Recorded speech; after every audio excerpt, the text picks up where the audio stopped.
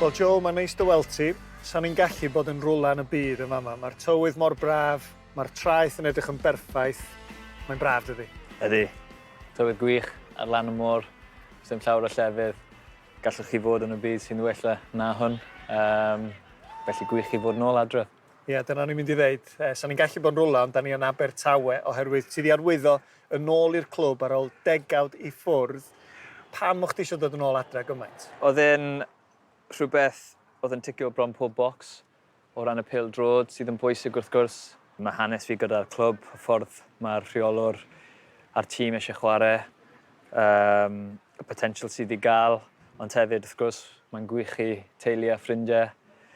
Fi hefyd i cael fi nôl yma ac o ran popeth yn fy mywyd, mae'n peth gwych.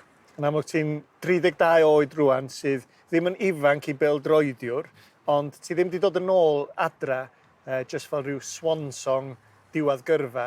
Mae'r coesa yna dal yn gweithio'n dda iawn, mae yna dal lot i ddod gan ti does? Os, mae...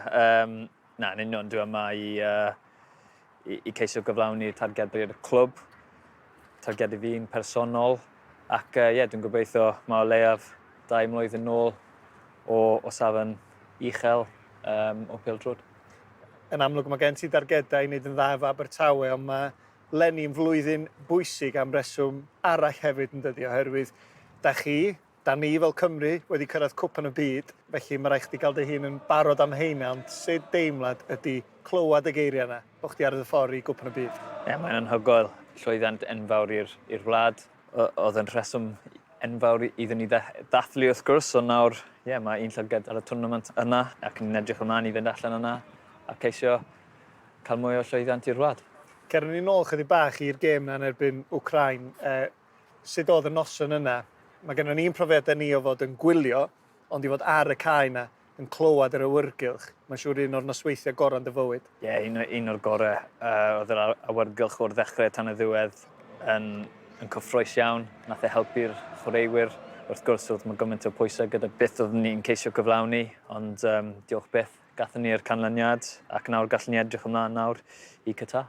Un peth dwi'n meddwl mae pawb wedi gwirioni, wedi bod wrth i bodda'n gweld ydy ymatab y chwaraewyr i Dafydd Iwan yn canu cyn y gema, ond hefyd ar ôl y gêm. Sut brofiad oedd medru canu efo Dafydd ar y cae, a wedyn cael sgwrs fach efo chydig ddyddiau wedyn? Ie, oedd e'n gwych. Gwych i cwrdd gyda fo wrth gwrs. Mae'n ffodus collon ni, o'n i yn ystafell newydd ar gyfer y can y tro gyntaf, felly gwych i cael y siawns canu gyda fo ac i wneud mewn sefyllfa ble o'n i'n ddathlu.